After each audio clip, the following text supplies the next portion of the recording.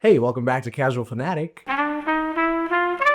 Most of you are familiar with Trevor at this point, but we have two new guests here, Deanna and Joshua. To start off, how you guys been? What's life like? Man, I'm so happy we had snow the last couple days. I'm so happy it melted today. Yeah, It's been one of those things though that has felt like everyone I talk to, it's all anyone can talk to is, can we get some snow? Can we get some snow? So I'm glad. That was the biggest thing for me the last week, was seeing snow come back. I loved it. For a day and a half. I'm sure it'll be gone by morning. Yes. Yeah. I'm glad it melted. I hate driving in snow. I was gonna cancel everything today. I know. I was like hearing about it. I was like, yeah, don't hit the roads. Yeah. But I guess to get to the main attraction, today we're going to be talking about the 2005 movie War of the Worlds, which was directed by Steven Spielberg, written by Josh Friedman and David Kep. I don't know how to pronounce his last name. Obviously based on the novel by H.G. Wells and starring Tom Cruise, Dakota Fanning, and Justin Chatwin. Estimated budget was $132 million, and it made a little over $600 million. So Not bad. not bad. Mm-hmm. Without spoiling anything, obviously this is a 2-decade-old movie at this point. But general thoughts first. What did you guys think?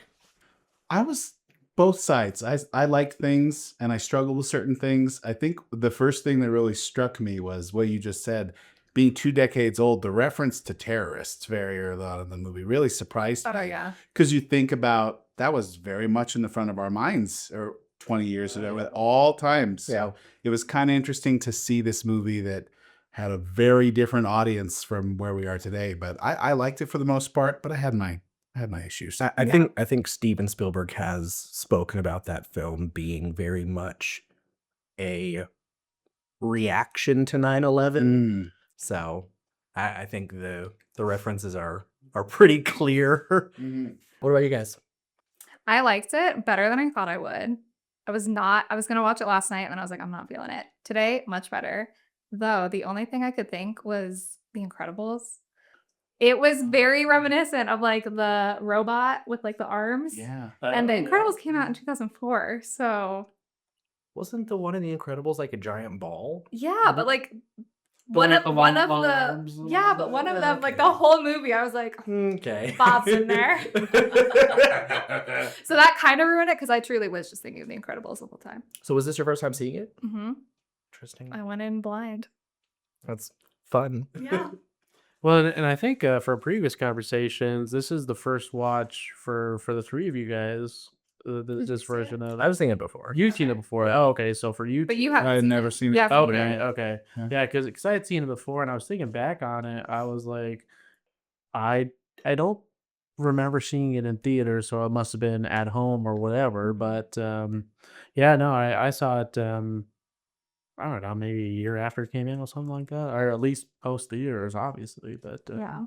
yeah, no, it's the Spielberg and the movie aside, I am a Tom Cruise fan, so be that as it may. I think the number of Tom Cruise movies I've seen, I could probably count on one hand.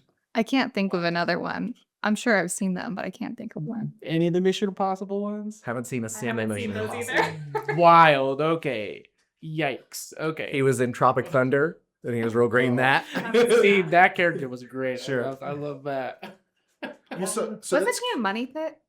I haven't seen that one. I don't know. So that makes me wonder. So if you're a big Tom Cruise fan, what did you think about his portrayal in this movie? Because he's so well known as like these hyper skilled, hyper focused yeah. characters. The Tropic Thunder one, I thought of that too, Yeah. because I think that movie he can play that crazy role because we know him from these big roles. So what did you think of his role as like this kind of not very with it, not very skilled guy?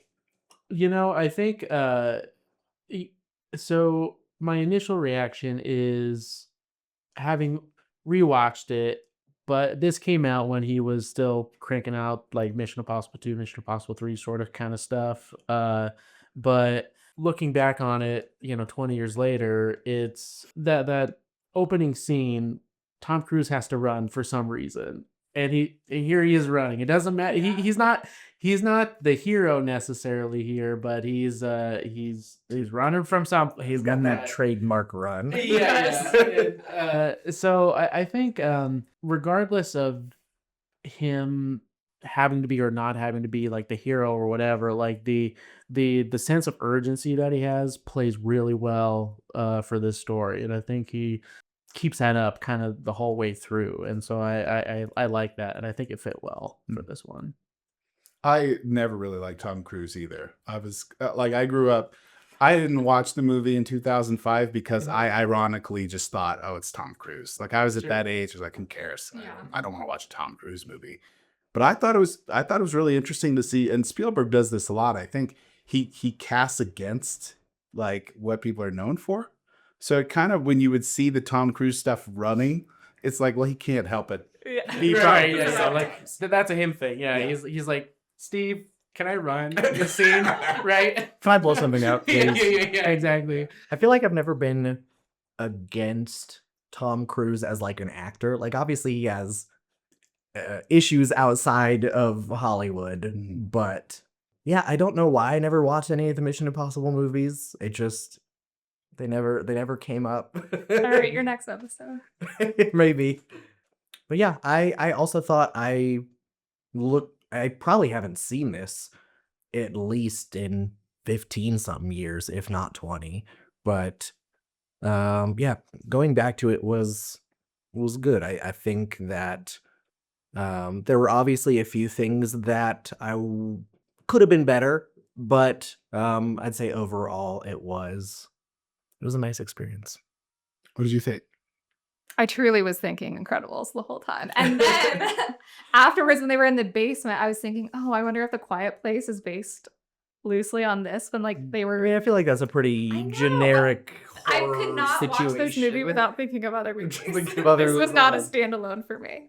All right. Well, with that in mind, let's do a quick summary. So spoilers if you have not seen War of the Worlds, go and watch it. Come back. But the movie opens up with Tom Cruise's character Ray, and he works at a loading shipping company. He's like a crane operator. yeah, I don't know what his position is necessarily, but he's loading things onto a big storage shipping container thing, whatever. When he clocks out, goes back home, he is met by his presumed ex-wife. I don't know if they ever explicitly state that, but and her new man, and they are dropping off his two kids, Rachel and Robbie, to stay with him for a few days. And they're going to Boston to visit her parents, which I guess I'm Weird he wouldn't take the grandkids. that's what I was thinking too. I was like, why would you drop them off for a grandparents visit? Yeah. But yeah, drops them off, and then we see that Ray is not a good parent. Like it's pretty obvious why. You see especially with his son Robbie, their relationship is very strained. Rachel is still a bit more. She's young. But yeah, still has the innocence about her. So. But while they are, I think, like they're doing something, Ray says he's gonna go to bed, and then I think it's the next day, but it might just be later that day. I don't really know. I think it's the next day because it's the next day It because was like getting up to and having coffee. Yeah, okay. Yeah. So the next day, he's like getting ready to go back to work, and then here's, I guess, a bunch or no, it's because he's looking for Robbie. Rachel tells him that he stole his car, and so he goes outside to look for him, and then the entire neighborhood is like out in the streets, and turns out there's like this big weird storm happening. And so they go into the backyard to get a closer look, and all of a sudden there's like these crazy lightning strikes, and him and Rachel hide inside for a while. After the lightning stops, Ray walks down the street to like find the locate, because the lightning kept hitting the same spot over and over again, and so everyone in the town goes to where the lightning struck, and there's just like this big hole in the ground. And obviously the cops are trying to like control the situation, but then the like hole starts rippling cracks out through the streets, and eventually just like a bigger hole opens up, and this giant machine pops out and just starts blasting people. That it's like instant vaporization, except for their clothes, which I don't really understand how that works. They're just floating about. Yeah. But yeah, just incinerates every single thing that it touches. And so obviously Ray runs back home. Oh, also Robbie came back at some point because all of the cars stopped working during the lightning strikes. But he knew how to fix it because he told the guy. Yeah, there was a guy at a Yeah. car shop. Or something. Yeah. I'm not big on cars, so I don't really. Well, my understanding was like lightning strikes. There's an EMP that it knocked out the grid. Right. But then there was a mechanic that's like, oh, so at post EMP, you put in a spark plug and then it works now. So, which I guess sort of makes sense. But wouldn't It it was destroy? but it was a It said slick. like I a think a specific solenoid. thing, Or whatever whatever. that But is. wouldn't it Solenoid. destroy the solenoid as well? I don't know. But he only I don't know. fixed one car. Right. So one car works. Yeah. So, which fortunately, obviously, they Yeah. they had the one working car. There's a lot of those moments in this movie. It's super convenient. Yeah. yeah. Manages to get his kids into this van that just recently. I mean, he fixed that thing super quickly, but Yeah. in a couple minutes, got his kids into the van. They drive out of town, and then I think they are eventually stopped because they're like driving towards the Hudson River, because there's a ferry they're trying. Yeah, they had to get to the ferry. Is that the first place they try to get to? First, they go to the house of his ex-wife. Oh, right, yes. That's Oh, right. yeah. and then it's empty. Yeah. Mm-hmm. Well, the storm hadn't reached there yet. The Well, storm. yeah, because I don't know if it's I don't know if it's all the same storm or if there are just like different storms happening Yeah. in different places. Because in the beginning there are like news reports and stuff on TV about stuff happening in other countries, Mhm. and so I think it's like it's happening everywhere at once. It's not like Yeah. the storm is traveling Mm-hmm. necessarily. But yeah, so they go to his wife's house, figure out that she has already left. So then they're like, okay, we have to get to Boston. And then I think they need to take the ferry to get to Boston. So that's where they head after that.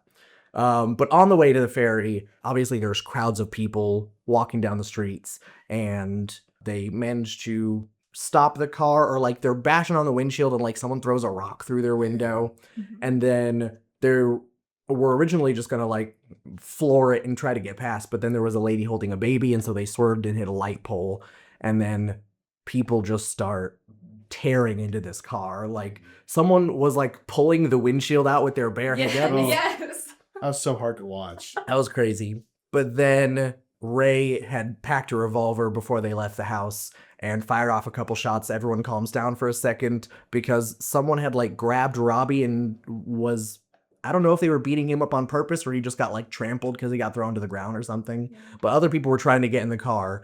But Rachel, his daughter, was still in the car. And so it was like trying to calm everyone down. And then someone else pulled a gun on Ray. And he was like, I'm sorry, man, I'm taking this car. And he was like, okay, I don't give a shit. Just let me get my daughter out of the car first. And then that obviously doesn't last very long. That guy gets shot almost immediately. But then they finally manage to reach the ferry. They meet up with, I forget her name, but someone who She's knows only there Ray. for like 5 minutes, so it doesn't Yeah. matter. It doesn't But matter. one of his neighbors and her kid are like, oh, hey, and they're like trying to group together and stuff. But as everyone is trying to like get onto the ferry, one of the tripods or the giant alien machines comes over the mountain in the background and starts destroying shit. And so obviously everyone freaks out. They're trying to rush onto the ferry, and the captain is like, we just have to leave. Obviously we can't save all these people. And so they, what's it called when a ship They leaves? depart. Okay, yeah. They undock. Undock. Yeah, yeah. And about 5 minutes into leaving, there are machines in the water that come up. They flip the entire ferry over, and then just start yanking people out of the water. Luckily, there's a lot of luck in this movie, but luckily, Tom Cruise and his family do not get nabbed. They manage to make it to shore, and then they are, I guess, just trying to walk to Boston. I don't really know what their like goal is after that, but they come across, and this happens a couple times throughout the movie. There's like a convoy of soldiers who are driving by, and Robbie, for some reason, like really wants to go with them. Yeah. So while they're walking, these soldiers like line up on a hill and start firing, and Robbie is like trying to go up there. Ray chases after him, but then some other random couple notices Rachel standing by herself and are like trying to take her. Obviously, it's not like they're kidnapping her, but they're like they think that she's alone. This is a child who needs help, and we must intervene. Yeah. And so Robbie's trying to get to the soldiers. Rachel's being abducted, and Ray makes the decision to let Robbie go, chases down Rachel, is able to get her back. But then almost immediately there's like huge explosions, and like almost all of the Humvees are destroyed. And you see like a couple burning ones rolling past.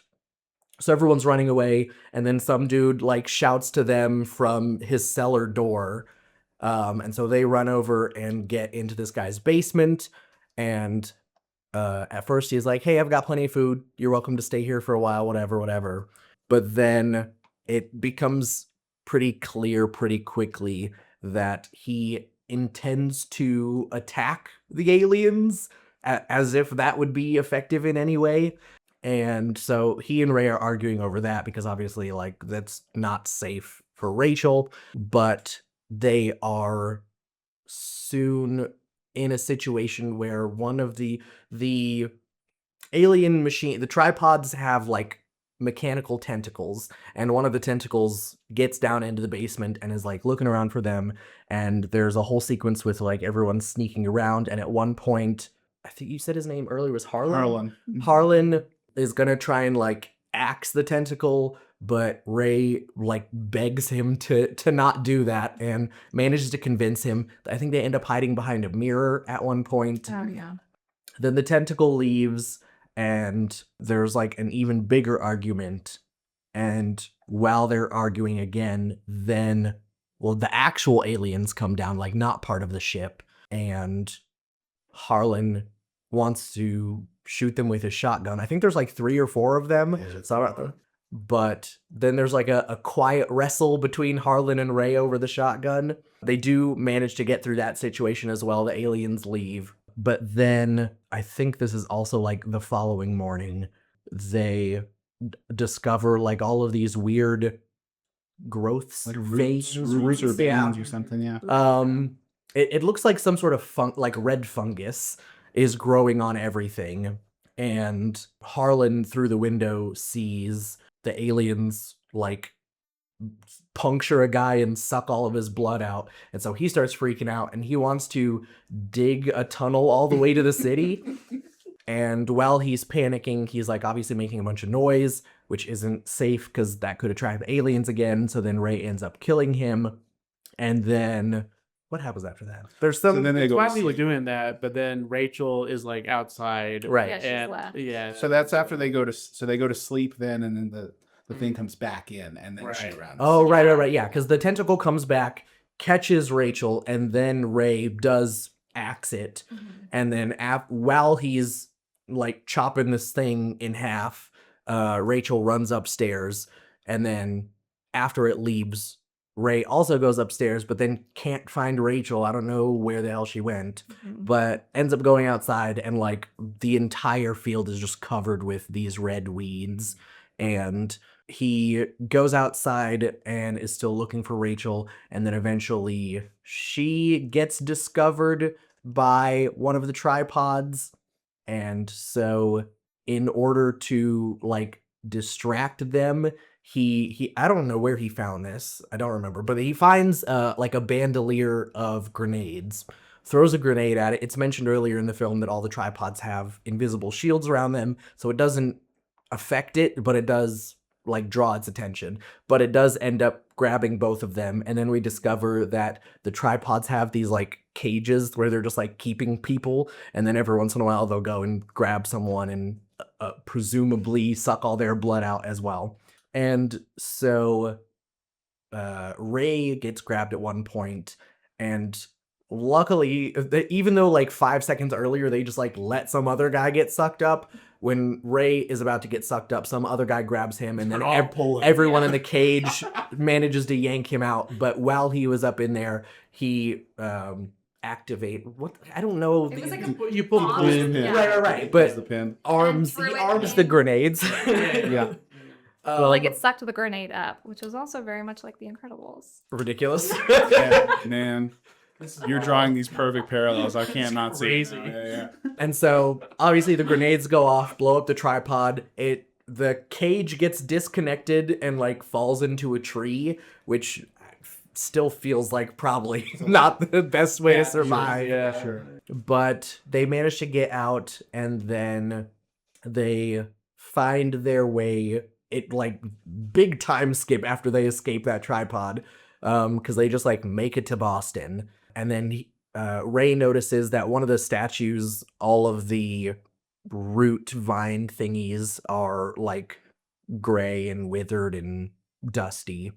And there is another tripod that is just like fallen on top of a building, and he's asking the soldiers, he's like, hey, did you guys manage to bring it down? And they're like, no, it just started acting weird and then fell over.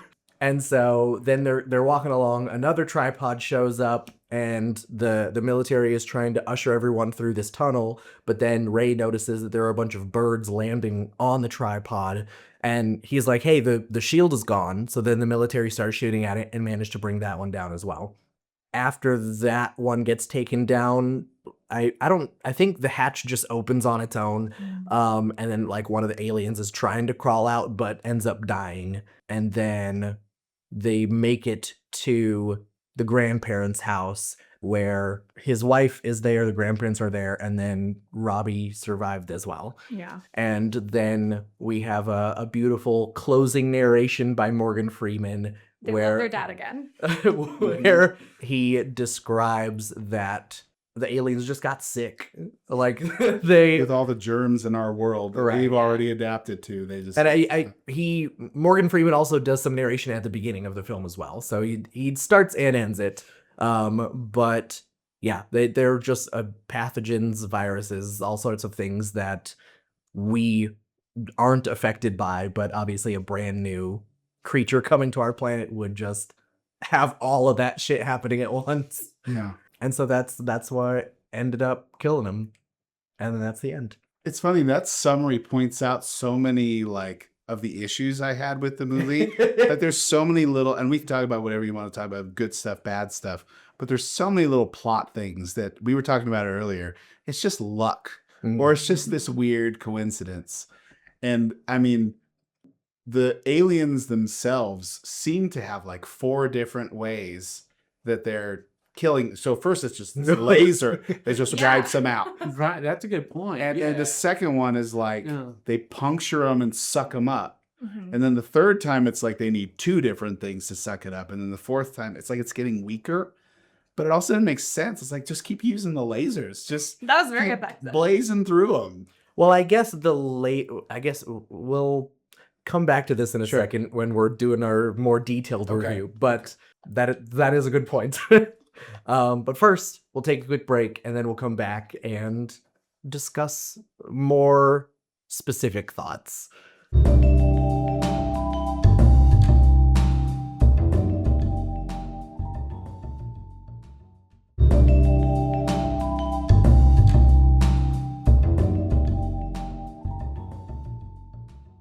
Okay, we're back.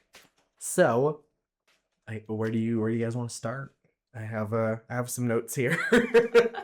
I don't know. I know you asked if you wanted to take notes or not, but Oh, you want to see my notes? is this The Incredibles? I said ENP, ground is frozen after the strike because like the lightning bolts were hitting and then everyone was like touching the ground. But they were like, oh, it's freezing. It's not hot. No one was backing away with any sense of urgency. They were like, let me run 3 steps, check it, Yeah. preset. Like I was like, I'm booking it. No, that's another thing. It's like, Especially with 2 kids at home. Yes. Yeah. I feel And like then this all it- happens. All it says is Incredibles. Nice. That's it. I feel like this happens in a lot of horror movies, but it irritates me so much when there's something happening that's like obviously dangerous and people are just standing around and watching it. I'm like, I would be running at the first sign of Yeah, trouble. knees to chest. I'm hustling. This, like, Well, I think there's a certain level of shock that you don't. I mean, it's the fight or flight. You don't really know how you're gonna react until you're confronted. well, yeah, I guess with it. they say it's like it's fight, flight, or freeze, but it Or feels hog. like in every horror movie, everyone chooses freeze. But no, they'll flight for like 5 steps and then they freeze. Right? Yeah. But like, I'm not waiting for something to come out of the ground. As soon as the street started cracking, I'm like, I'm out. Well, and then all of the glass of the buildings was like shattering around everybody. You Yeah. know, people's clothes are flying through the streets. I'm out of there. I will say though, with the that building that was on the street corner that got split in half, great miniature work. Oh, Yeah. oh yeah. When the tower was falling, I was like, look at that miniature work. That's great. Yeah, That's good. that was great. I thought, first of all, I think it's interesting that you call it a horror movie because I didn't think of it as a horror movie until I started watching it. I thought it was like a sci-fi movie. Yeah, I mean, it's sci-fi. Definitely, I would say sci-fi is the primary genre, but it has horror elements. And Yeah. I guess I was just saying that because that's the staring at the dangerous thing. I feel like is a very common trope. Would in you call it a movies. horror movie or would you call it something else? Or what do you guys think? Is it a sci-fi? Is it a horror? Is it something Sci-fi else? for sure. I think sci-fi horror. Okay. I think it's a sci-fi disaster movie, which is kind of a sub horror thing. But like I think about like any disaster movie, zombie movies or disaster movies. So yeah. I guess it really in the same lane as like The Day After Tomorrow. Yeah. You know, it's just like some extreme event, and you're just trying to survive the next couple days. I think you it. know, The reason that I add horror in there is I would agree in the beginning. I think it's more of a disaster movie because the tripods for the entire first act are really just like events. But like especially towards the end and all of the stuff in Harlan's basement is like much more like that's a monster movie at that point. Yeah. And there's a very direct threat versus something like an earthquake or a tornado. It's like, no, the bad guys are right there. Yeah. I asked because so one of the things that frustrated me the most was the brother. That brother character drove me crazy. And if we want to talk about the family more later, we can. But like he was so stereotypical horror movie teenager. It was like arguing with the dad all the time, having this very bold idea, like him wanting to go over those hills and stuff Yeah. and join the He army. said, I need to He see it. gave And I was me like, that why? Yeah, she was like, Dad, let me see this. And then he was like, all right, go on. So I don't know about you guys, but I was a kid of divorce too. And so I had a younger sister. And so this movie really hit me a lot anytime it was the 3 of them. And I remember the first time that caravan of army came through. And remember Rachel's yelling at him like, where are you going to go? Who's going to protect me Yeah. if you're gone? Oh, that just hit me so hard because that's what me and my sister were like. And he does have that moment Yeah. earlier when they're driving and Rachel's freaking out. And And, Yeah. doing the arms Yeah. thing. And like you can, Yeah. it's that is honestly what makes it even more frustrating because I feel like in the beginning, it makes it seem like he really does care about his little sister. Yeah, he was very. But then towards when the she's end, getting kidnapped, he he's was just like, like, let me see I this. gotta see these crazy aliens that I think I'm gonna do something about, and I Yeah. gotta watch it. yeah. Yeah, that drove me crazy. yeah, it felt disjointed because I mean, at the beginning it was like you almost feel like Robbie was. It might be a step too far, but almost like trying to shield Rachel from their dad, being like, Sure. okay, I need to be between these two people right now. Well, and that was the other thing is like, yeah, Yeah. Robbie was definitely a brat, but like Ray was a He sucks, horrible yeah. father. right. So like you can see how he ended up that way. I even remember his daughter was allergic to peanut butter. Right. Yeah. That was wild too. Right. How do you forget that? Well, at the end, when they found out that Robbie was alive and he like runs out, I thought he was going to run to Rachel. And he ignored her completely and like went to That's dad. And I was so- like, He's like holding him, and I'm like, is he gonna shout at him for being stupid? Is he gonna that? yeah. I was want to good. see I like liked a that moment. Yeah. short film about how Robbie survived. Oh, Yeah. Ow. Well, because he goes to the Humvees and then they blow up. Right. Like, seconds later. Immediately. Seconds. Yeah. I Robbie should have definitely died. Yeah, There's no way. yeah. Yeah. Well, Also, how far is the Hudson River from Boston? I don't. Like, how many miles are they trekking on foot? There's no way. I mean, they drove for a while. they that- drove for a that while, was- but it's a long weekend. Yikes. Yeah, but not that far. You know, I don't know. Yeah. Did they drive after the ferry? No, they drove No. to No. the ferry. So Yeah, then from okay. the ferry, No, they lost their car before the ferry. yeah. So yeah, where is? Yeah. I don't know geography, I but don't like, know geography. how did you get there? A lot of walking. Yeah. Oh, but also I thought at the end it did seem, speaking of luck, that their grandparents' house was Unaffected. completely untouched. That whole everything. And that the mom was standing at the door waiting. Yeah. And all that. Yeah. Like it was like that whole street. Not touched. It was fine. No bodies, none of those cracks the in the red cement, vines. no. It was just a couple abandoned cars. Yeah. The bushes were all well manicured. Everything was great. Yeah, it was nice. I'm not quite sure what the messaging was supposed to be for that. I don't know. They just wanted a happy ending. Happy ending? I don't know. Also, speaking of Robbie, when I was watching this again, I was like, why do I recognize this actor? It's Goku. It was Goku in the shitty Dragon Ball Z movie later. Oh, The worst Dragon Ball Z movie ever. what a horrible thing to be known for. But he's also what's his face in Shameless. So I mean, I haven't seen that. oh, okay. Well, okay. Anyways, Yeah. Shameless. Yeah, that family dynamic. There was so much in that. I mean, that's kind of why I asked about the sci-fi thing, because the sci-fi elements meant nothing to me. They meant nothing.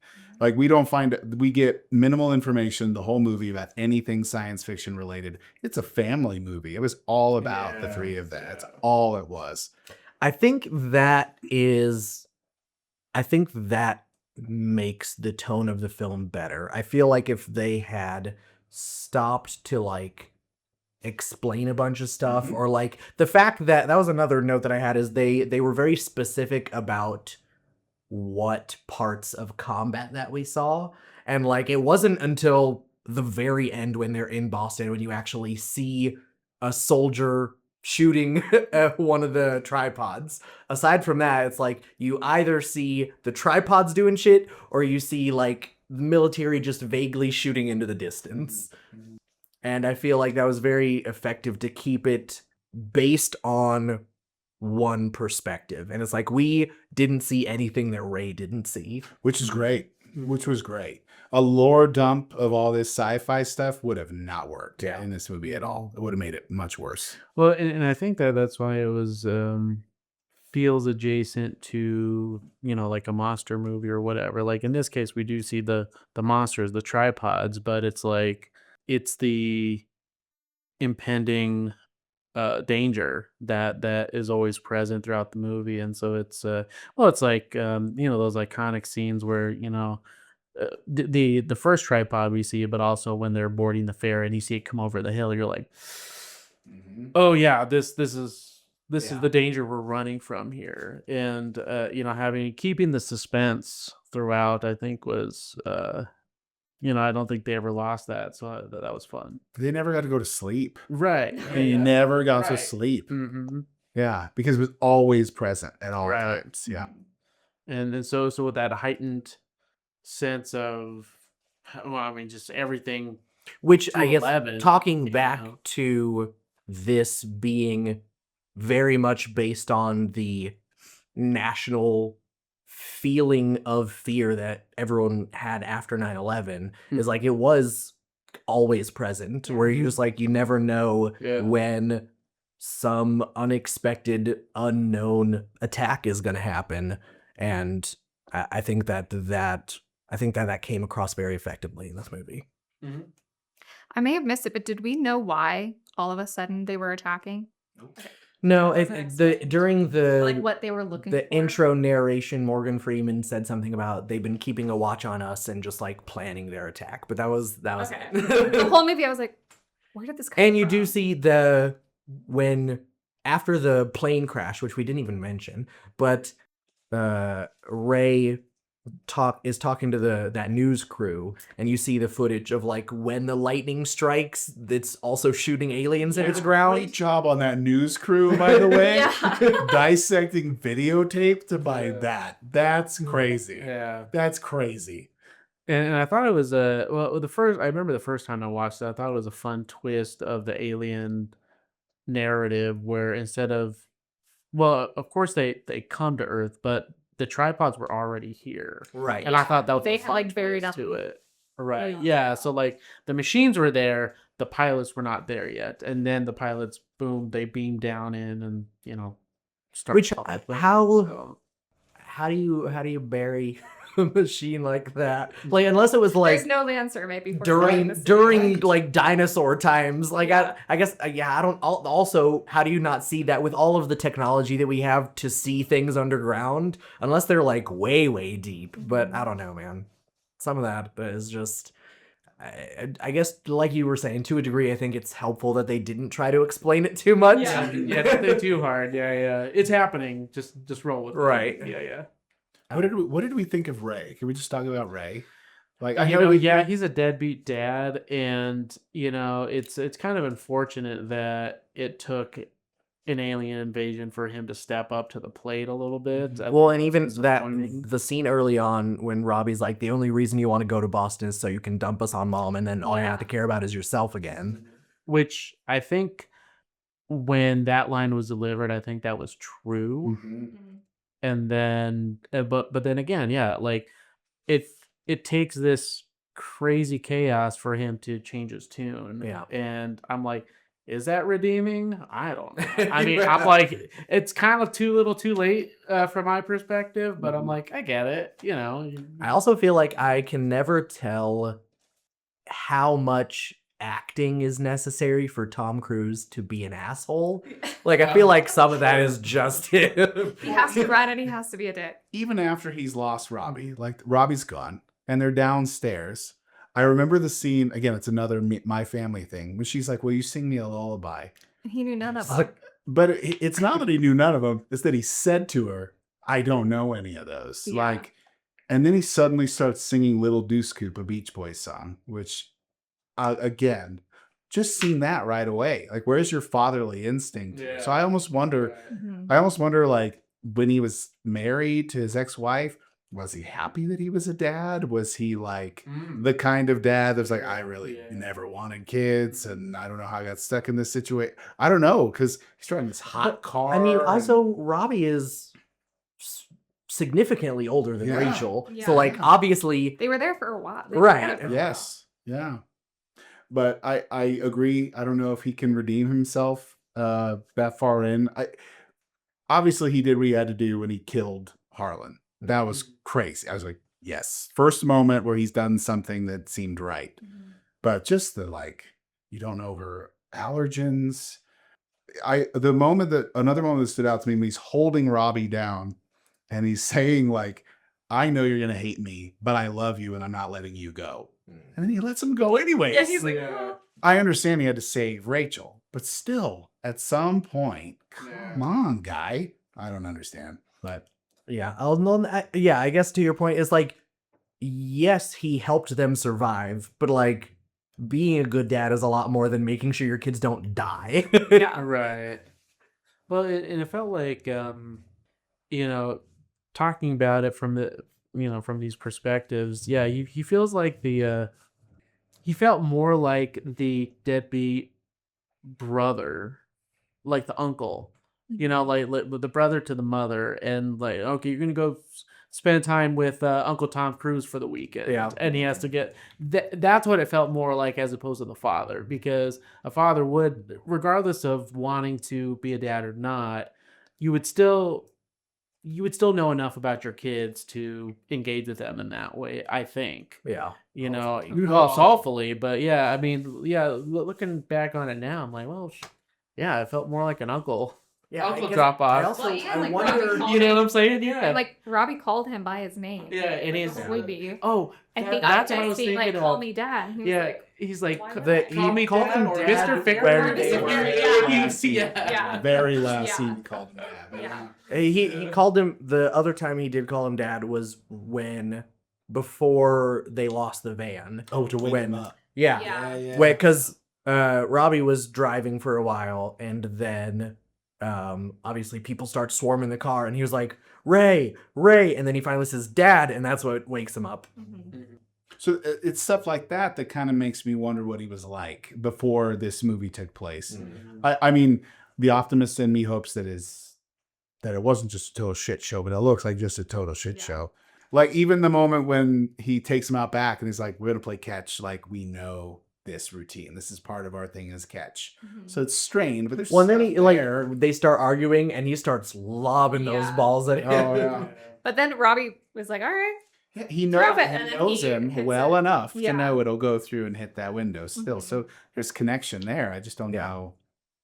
know. Also, one thing that I noticed pretty quickly is in the earlier scenes, before all of the alien stuff, when Ray is leaving his job and the other guy, he was like asking him to do more work or something. I don't really I remember. asked him to come in early or something like that, and Ray was like, "It's a union thing. I have to have a certain amount of time off." Yeah. or something like that. He's smiling the whole time. But while he's walking away, I looked, you could see the boots that his boss is wearing and the boots that Tom Cruise is wearing. You could see Tom Cruise had like that thick of soles because really? he's always been super self-conscious about his height. So small. Yeah. I'm gonna have to go back and look at that. Tom Yeah. Cruise Tom Cruise is 5'7". Yeah, he's a small dude. Oh. He's a small man, and so when you are aware of it, you see all of the stuff he does in movies to make himself look taller. So I just thought that was funny. Yeah, I noticed that. No, we gotta go. Gotta go back now. Yep. Also, other things that sort of, I guess, date the movie is one, Rachel makes a comment about TiVo. Yeah. yeah. Our stepdad got me TiVo for my room.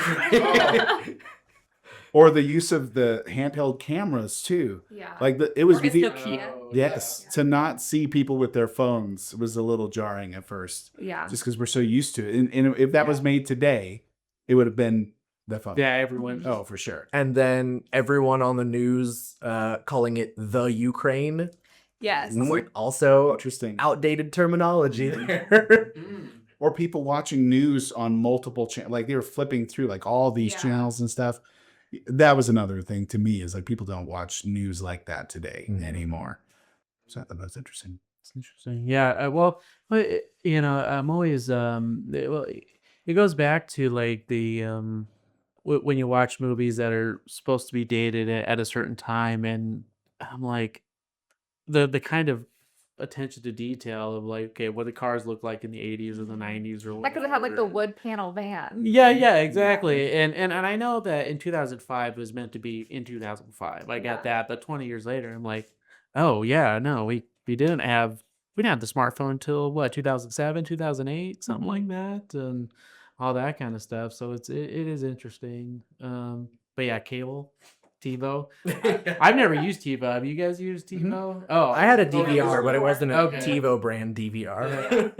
But yeah, no, like I mean, I've recorded something on VHS maybe once, and that's it. But never had TiVo or anything like that. So There was also, this is a minor nitpick, but there was a lot of camera bloom, which I felt was a little weird. It made certain scene. I guess also the color grading was different from shot to shot, which was just weirdly noticeable for me. It'd be like there's one shot where like everything is very like warm and it has that bloom and like everything is like light wrapped, and then the very next shot is like very dark and gray and blue and there's more film grain, and I'm like, why Why are these shots not consistent? Or their faces were so lit that you were like, are they looking at the sun or they're looking at something bright? Yeah, look, I noticed that a couple times too. They did not waste any time getting to the alien stuff. Mhm. Of all of the setup with the kids and the family dynamics was like That was quick. 15 minutes. And then all of a sudden, boom, alien people dying. Which I guess is good. I mean, I feel like if they had spent longer on it, it would have just been unnecessary explanation. What did you guys think of the Morgan Freeman stuff in that movie? So I think that this might be because I was originally like, it's weird to have someone as a narrator that's not part of the movie, Mhm. but I think that that's a recent thing because I feel like thinking about older movies, a lot of them were like that. Yeah. Like It's like a dog in the clouds telling you like the setting. right, or like yeah, I mean, especially with like stage plays, is like you have someone who is just the narrator. But even in December, Luca and I did an episode about How the Grinch Stole Christmas, and the narrator is not anywhere in that movie Yeah. either. Huh. I guess I don't think Yeah. about that stuff nowadays because Yeah. we don't do that anymore. Right. Yeah. It's just something that film has not moved on from in like a it's It was better very now, but it's 2000s thing. Yes. it's just different now. I just felt like for me, it kind of the jump back in at the end was way more jarring because at the beginning you don't know if it's Oh, going to yeah. continue, but then it's just at the end. By the way, here's how it ended. Here's what happened, which is fine because we had already talked about if you add a bunch of sci-fi stuff in, it just seemed kind of silly. It just seemed a little like, well, kids, you've made it to the end. Heroes, all right. Well, it's like the old Buena Vista movies where you had the intro credits. Mhm. You know, name a modern movie with intro credits. You don't see that. I was watching something recently where they were talking about, I forget which movie it was. I wish I remembered, but there was a pretty famous movie where it was like that was the first movie to not have credits in the beginning, Mhm. and that was like a big deal for the studio. Like they were like, "No, you have to put the credits at the beginning." He was like, "I don't want to." I'll have to look that up because it is fascinating how quickly that changed. Because it used to just be like all movies did that. I want to follow up your point about the aliens though too, because they bring them in quick. What did you guys think of the basement scene? Just like with the aliens coming in, because to me that felt totally unnecessary. Seeing the actual aliens like walk. Oh, so not the tentacle one. No, but that like was the actual- Actual alien. actually see because I'll be honest. I thought those aliens were kind of cute. that's what I'm saying. So if you think, I was thinking about it on the way here. So when they show the alien coming out near the end and it dies, I kind of feel like if that was the first moment you actually see the alien, it kind of would have been really cool. Yeah. But oh, here's the alien and it's dying. Meanwhile, you got these Yeah. four And I cute, just- these four cute little Stick things around. walking around the water, looking at pictures, smelling a Polaroid of a picture and stuff. Yeah. I didn't. Well, like and that. like they had already come eons ago to like put their stuff here. Like they've been on Earth. Right. Well, but presumably they did all of that before humans were the dominant species. So, yeah. To that point, was there a director's cut of this movie or an extended? I think there was. I don't know if I've seen it. Okay, because I wonder like what was added or possibly removed from the theatrical cut, because it makes sense, like because following along with the monster movie sort of format, it's the suspense of not seeing the monster, Mm-hmm. but you know it's there. Yeah. Right. But then we see them halfway through, and it's like, it loses some of that. Well, so The director's cut came out in 2006 and was 45 minutes shorter than the original. interesting. Wow. So like the whole wrestling with the shotgun scene, totally get why that had to happen, and I appreciate it. I loved it. Yeah. But if you do the same thing, but with the tentacle and an axe instead, you trim a bunch of time. You don't have to see the aliens. I felt like that basement scene was so long. It was long. It was. But then also, like when the aliens were actually in there, it was like they don't have any senses. Like they're not hearing you. They're not smelling you. Like they have to see you. Like it Those felt. big, cute baby eyes. Yeah, they had giant eyes. Yeah. You cannot tell me they did not see It's that like at all. looking through pictures and picking up toys and stuff. Yeah. No, but Tim Rollins being in a movie like that, because he was a huge deal back then, he was kind of well known for being that character back in the early 2000s of like a very strict, strong perspective that's like intense, right? Isn't that what he was really well known for back then? Just got to get that guy screen time. Yes. Yeah, I think think- aside from Shawshank, Which came out before. I don't know what else he's. I think Tim Robbins was also in Top Gun. Was he? Is he? I don't know that, but I think I saw it somewhere when I was doing research. Yeah. But I just felt like he was on screen for way too long. Way too long. Yeah. And how welcoming he was to like them coming into the basement. I was like, this does not seem like every man for himself. No. And it was only those two. Like there were so many people fleeing that I'm like, nobody else tried to get into this basement. Yeah. Well, they probably made the right decision, if I'm Yeah. being honest. Also, the vaporizing, I think, very clever way to keep it PG-13, but Yeah. also it's still like genuinely scary. It was horrible. Yeah. Oh, yeah. Yeah, that sequence. Oh, probably my favorite part of the movie. How do you think that sequence would look today versus then, where they only had CGI then? Would it look different today with AI? I think that looked better than what we could do today. Yeah, I think that's what I was thinking Yeah. the whole movie. I Is how think it had to be. they would have either tried to make it more, because I guess there's another thing that came up is they were originally going to make it gorier and have like flesh melting off of people and Yeah. stuff, and so I think they might try to do something like that. But like I said, I think having people just turn into dust is like, it's just has such. She has no concept when Yeah. she's like, and Rachel's like, shocking that is. What's on you, Dad? Yeah. It's like, oh, people. Yeah, it's people. And I get that also, I feel like was a very, like, if you see any videos from people that were in New York on 9/11, Yes. like Yeah. beads covered in dust is Ouch. oh. Yeah. So yeah. Did we like Rachel?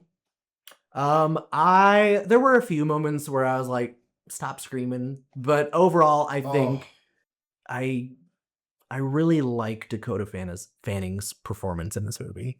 Yeah, I think she did well, and they established her as a nervous child anyways, so it makes sense for her to freak out the way she does Yeah. throughout the whole. But that's at the end. Like there was a moment where she was just like completely no emotion, and he was like, Rachel, Trying to Rachel, save Rachel, her, and yeah, she's get her back. like not there Yeah, after she anymore. got Like, she was picked up, it was like that. Yeah. It just broke her. The Yeah. whole movie, he's been trying to save her from that. He's been trying to like cover her eyes, don't listen to stuff. And Yeah. One, when they stop for her to go pee, and then she sees all the dead bodies floating in the river. Yeah. Wild. Well, and I think I think that it was a point for not only for Ray but Robbie also. It's like, you try and save people, save children from the world, but the world is there regardless. I think that there's something to be said about that, but it's the character was appropriate, I think, and especially how it was portrayed as well. So You can tell there were a few moments where Dakota Fanning's Southern accent started to slip through. Yeah. She had a couple lines where I was like, what did you just say? was he talking about the ribbon? That she won the ribbon? That's when I felt like I heard. Yeah. I was like, what did you leave it for? I didn't even. I paused the movie and I had to look it up. I was like, where's Dakota Fanning from? She was born in Georgia. no kidding. So, at 10 years old, still a little bit of that Georgia coming through. So she was 10 in this movie.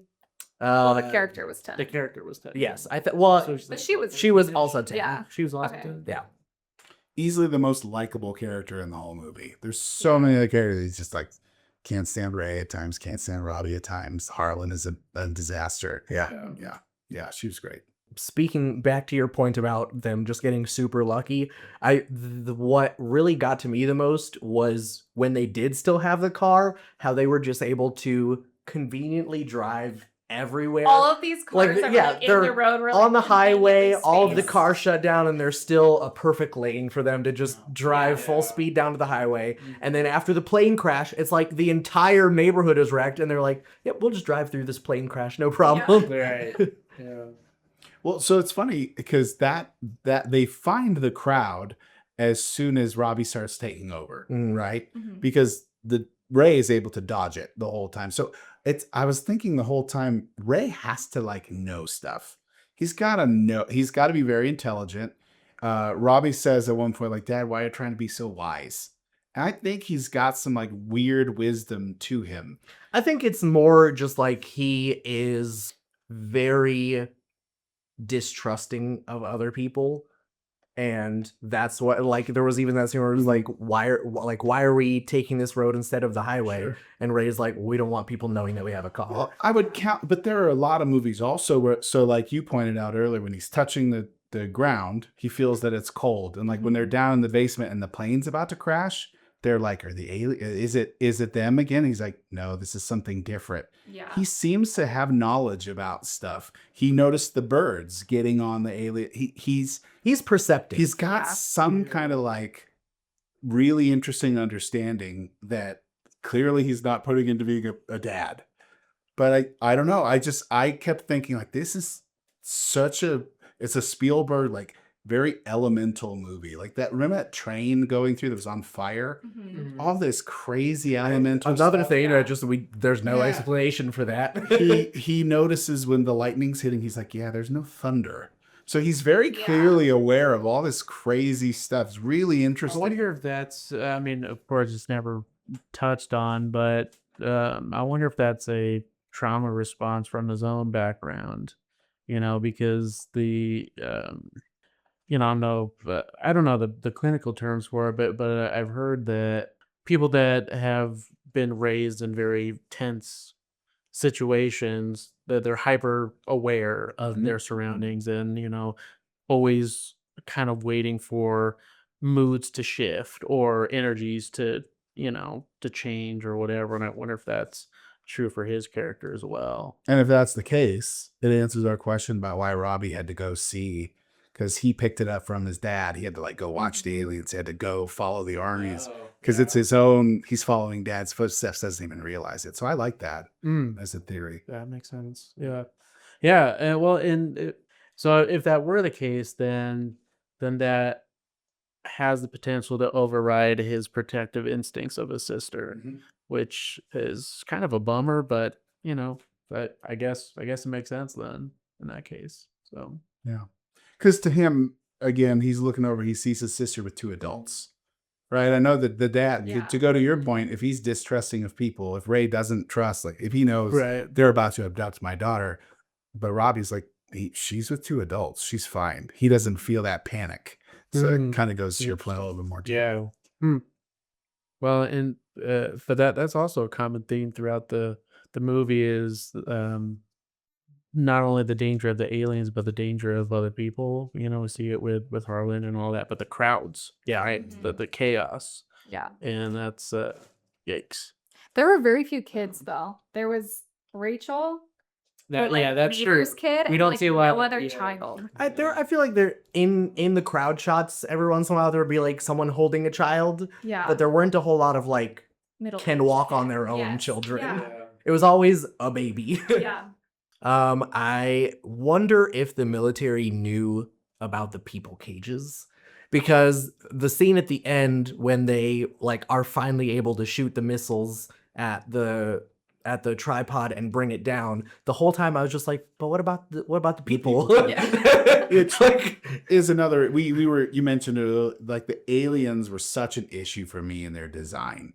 Like, are those cages on everyone? Is it just this one that has cages? Is it like One, also, if they presumably need people to like feed on or like drink their blood or whatever they're doing, why are we vaporizing people? why are we making them dry in the beginning? Yeah. Yeah. Well, that's a good point, and I think Maybe they were just like, we don't need that many people. I'm not that hungry. I think it stands to reason that there's different tripods for different purposes. There's like a harvester one where it would have a cage on the back of it. We've seen ones in the water, and presumably there's ones that fly. It brings down a plane. Yeah, because I guess I wasn't paying that much attention to the individual designs, but I wonder if like the ones that have like 50 tentacles and are picking everyone up are different from the ones that just have like the 2 big vaporizer tentacles, Right. or do all of the tripods have both of those things? Right. Which that would make sense too for the basement because that's more like a scout. That's Right, we're probing yeah. in this one single axis. Because our adorable 4 aliens are going to go down and look at basers and play with toys and stuff. Yeah. But I didn't know what they were after the whole time though, because like part of it they're taking them, part of them they're killing. So I'm like, the whole movie, what's the point?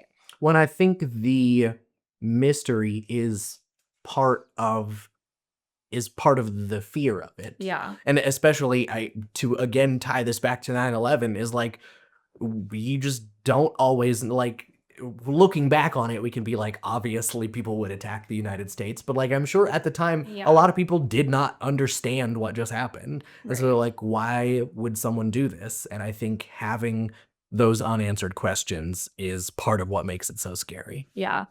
And Morgan Freeman did not tie it up for us in a bow. I think I want to read the book. Like, this is one of those movies that really makes me want to read Yeah. the original source content because that was a sci-fi book, right? I didn't read. Well, and when I looked it up on the break, it was like from 18 something. So I'm curious what background or context they're writing it in. Because ours was like 2005 Right. was the era. But I'm like, what was the book's What description of the world? 1890s, I think is something. Yeah. Yeah. Because the broadcast on the radio that scared people was in 1938 or something. Yeah. Which was around World War II. So of course on the broadcast people would be flipping Yeah, out. not a great time to take over the radio. No. in the 1890s would have been that's not World War One yet, is it? No. That was like 1910 or something like that. Yeah, World War One was the 1910s. That would have been like just after the American Civil War, because that would like I think ended in the 80s, No, like no, 1880s. no. Civil War ended in 1865. Okay, so 30-year difference. So yeah, I don't know what was happening in the 1890s. Well, it was- So I'm curious how the book portrays the world that the book is in. Because it's very sci-fi and like technology is Yeah. focused. But Well, it makes me think of like like the World Fair, and you see the illustrations. They're like, oh, you're gonna be flying, flying in the balloons, and you'll have an elevator that'll take you to the moon, and this and that, and seeing the imagination of people at that time. So yeah, I don't know. We're supposed to be flying cars, Oh, yeah. but here we are. I almost wonder if people who are familiar with the book, because so the public reception for the movie was that like it really does respect to the original source content. But I wonder, is this just like a story told in the book's universe, or was this the story? I don't think. I have no idea. Yeah, I think this is from what I understand of the book, it's we have the tripods and all this, but I think the story that takes place in this movie is just within that universe, or within the happening, I guess. But yeah, I don't know. I don't know. I don't even know how long that book is. No idea. Yep. That was all the notes I had. So unless you guys want to talk about anything else specific. so maybe The Incredibles was based on the book. The source content for The Incredibles is the Yeah. original Yeah. H.G. Wells. Yeah. Full circle. Yes. And Tom Cruise saw the movie the year before, so he needed to throw the bomb into the alien, and that's how Right. it would die. Yeah. So we knew. I mean, they would have wrapped production by that turned out to be sure. But yes, we'll just go over there for now. Yeah. Let's see. Anything else? So is the next movie that was out in when was it? 2025. One. Oh, it was last year? Yeah. Oh. Is it like a standalone or is it a sequel? Yeah. Okay. So redoing? Totally. Yeah. It's just another adaptation of the book, but not a very good one. Interesting. Apparently, but So we're not gonna do that one? Also, no. Or if y'all want to. Let's watch The Incredibles. I'd rather we could do the. Let's see. I'm trying to think if there's anything else I wanted to talk about. I don't think so. Not at all. What was the Fanta that was coming out of the the robot at the I end? think those were bodily fluids. It's last excretion. Orange. Yeah. Guys. Okay. I'm good. That's all. Yeah, okay. All right. Well, then let's move on to trivia. Oh, okay. First piece of trivia.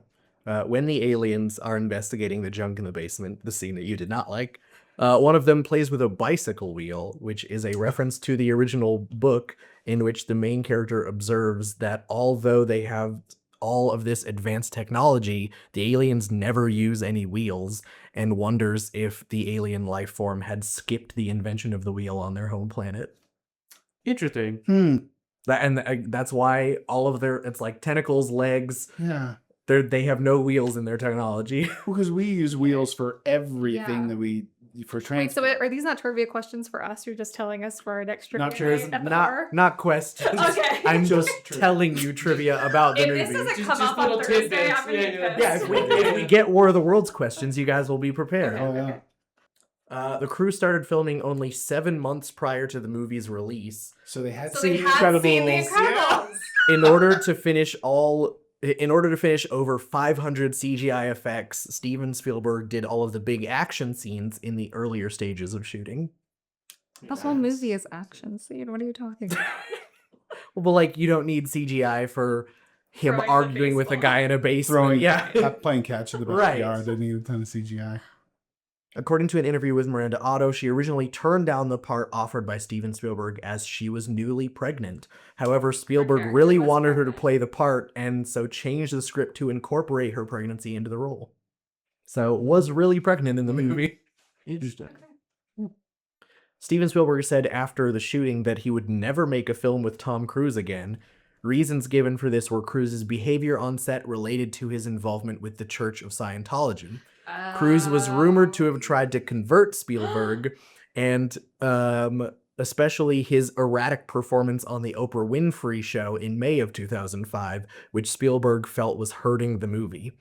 The rift was further said to be caused by Scientology's well-known opposition to psychiatry. Spielberg was unhappy with Cruise's repeated rants against the use of Ritalin in children with ADD, and was especially angered when a psychiatrist friend of his was harassed by Scientologists after he had mentioned the doctor's name in Cruise's presence. Now they had done a movie together before. Yes. They had done Minority Report. Yes. So a lot changed between Minority Report and the War of Worlds because Now, when did Tom Cruise become a Scientologist? had to have been in between there. Must have. When was the Minority Report? Wait. Already 7? Yeah. 6? Something like that. That sounds about right. So that's a lot that can change in less than 10 years. Yeah. Well, let's see. But he's been Scientologist for like a while though. Well, obviously he was then. But Well, now yeah, it's yeah, been I know forever. It's then. been over I know, 10 years. but even then. It says Tom Cruise joined the Church of Scientology in 1986. Oh. So he just When did more Jared subtle laugh about it. about? he must not have been as radicalized with it. Yeah, yeah. Yeah. If He wasn't their spokesperson, their king yet. That's why. That's wild. Huh. Yeah.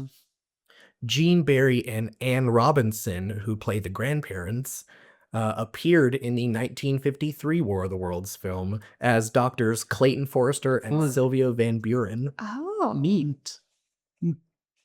I wonder how they did it in the 1950 version. We're gonna have to watch that one too. While all of the aliens in the film would be computer animated, Spielberg engaged the Stan Winston studio to contribute alien concept designs, build parts of the tripods, and create practical versions of the reddish blood-filled weed that grows on sites of the alien attacks. Initially, those weed strands ended with pods in which alien embryos grew.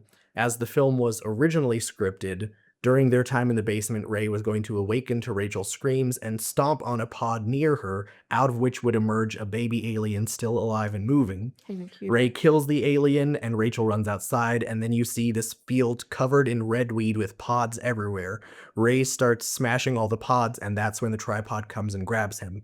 However, just days before the sequence was going to be shot due to scheduling constraints, Spielberg made the decision to cut all reference to the alien pods, and after 3 months of building the pods and baby aliens, Stan Winston's crew spent a weekend removing all of them.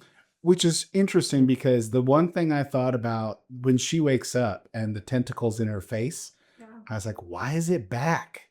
It had already searched this area, so that makes a lot more sense. They'd figure out, well, how do we get this moved outside again? So that makes a lot of sense.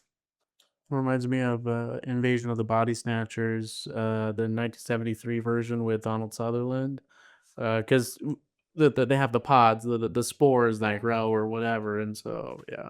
Anyways, that's what it reminds me of. And last bit of trivia, the tripod design is based on the original description from H.G. Wells. In the book, they are Martians. Obviously, by the time this movie was made, we knew that Mars didn't have aliens on it, so they never say where these aliens are from. But in the book, they are Martians. But the design comes from descriptions in the book, including the heat rays at the end of its arms. The aliens' need for humans is also from the novel, where the Martians have no digestive organs and so rely on blood from other species for nourishment, and the red weed is implied to be the reason why the surface of Mars appears red. Now that makes sense. That connects some dots. Okay, call Ball Chunk. Make sure that these questions Yeah. are Thursday's trivia. So yeah, that was trivia. Sweet. Now we're gonna get wrecked, which you're familiar with, but for you two, if there is anything that you think our audience would be interested in trying, whether it be a restaurant, a show, or something that you want to recommend to people watching. Oh, okay. When you said get wrecked, I was like, are we doing shots? We can. I'm like, Listen, if y'all want to do shots. okay, ready to try. I need some time. Okay. Wow. Okay. Take a Bring break. anything? And one? I have one. Okay. I can go first. Okay. Mine is going to be this I was right looking here. at that. It was white peach flavored Pepsi from Japan. I don't know Where'd you who get all it? is gonna be able to find this. Yeah, it was on GoPuff. I was ordering some groceries and I saw this and I was like, huh. Was And it good? It was delicious. So yeah, if you can find some peach Pepsi, good stuff. One. Mine is also a food-related one, but we made some French onion meatballs and Parmesan orzo. Turned out very good. But the recommendation is try and find ways of using French onion for whatever you're making, because it just bumps it up a little bit. So very good. Very good. I guess with food, I had the. It doesn't have to be a food. Well, now I'm scaling. I went to BJ's for lunch, and the Butterfinger Pizookie, top tier. Seasonal, so go now. I thought, so is it like chunks of Butterfinger in it? So it's like a double chocolate fudge cookie, ice cream, and then just Butterfingers everywhere, Okay. but like crunched up. Okay. It's so good. So good. So good. Good texture, good flavor. Yeah. Man. And you said, is that BJ's? Mm-hmm. Is that That's a a national chain? Yes, because it was in Washington when I lived in Washington. Oh, it was? Oh. Yeah. There you go. So for mine, I'm not a big egg fan, but I love cooking. And so I recently found a recipe for a souffle omelet. Have you ever heard of a souffle omelet before? I've never had No. So basically, the only real difference is that you separate the eggs and the yolks, and you blend, or sorry, the whites from the yolks. Okay. And you blend the whites until they're like really stiff. Then you mix it in, and when you cook it, it puffs up really, really nice, like a big pillow, and it totally changes the texture. Like I'm not a big fan of eggs, Yeah. but there's a recipe on Serious Eats for the souffle omelet. It's just egg, cheese, a little bit of chives. It is amazing. It's incredible. Totally changed my perspective on being able to make eggs for my breakfast. Nice. Were there a lot of steps to it? Nope. It takes a little longer. Yeah. All you really do is you just separate the eggs, blend up the whites, mix in the cheese and the chives, and then you cook it with butter in the pan. Do you do nothing with the yolk? So that's where You you mix mix it in, you mix okay. the cheese and the chives, and then you fold the whites in. Okay. The only thing is you have to put a lid over the top so that it'll puff up a little bit, because then when you lift the top, it goes back down. It's really cool. It's a cool trick looking thing. Do you have So- eggs? I don't have any problem with eggs. I just like never buy them. Okay. And so it's like I'll get some if I need some, but I rarely eat breakfast. Yeah, I don't. And like I'm not having eggs for dinner. So He buys like 3 of the like 36 pack it costs. I'll buy 60 eggs at a Yes, time. sir. Pound them. Easy. Well, you would really like it then. I struggle to get Really- through a dozen. Yeah, That's crazy. I'll I have I'll to be buy the making 6-pack cookies. for like baking, and then that's it. Right, and then I use 4 eggs for cooking, and then Yeah. I'm like, what am I gonna do with these other 6? Trevor, Just eat them. give them to Trevor. Yeah. So yeah, then I just have to like have scrambled eggs for a few days. I'll like try and use some egg whites for a cocktail or something. Yeah. Yeah. You do all kinds of stuff. But I don't do that all the time. Like that's something I have to force myself to do when I have extra eggs. Sweet. Okay. All right. Good deal. Well, thanks for having us. Well, if you enjoyed this episode, be sure to subscribe and tell your friends and family about us. If you're watching us on YouTube, give us a thumbs up and hit the bell icon. Otherwise, leave a review on your favorite podcast platform. You can also follow us on Bluesky and Instagram at CasualFanPod. If you want to send us a message, you can DM us, leave a comment, or send an email to CasualFanaticPodcast@gmail.com. Links for all of those will be in the description. I want to thank you guys again for joining me today. Thanks for inviting me. Appreciate it. Congrats. Yeah. And on that note, this has been Casual Fanatic. Thanks for listening.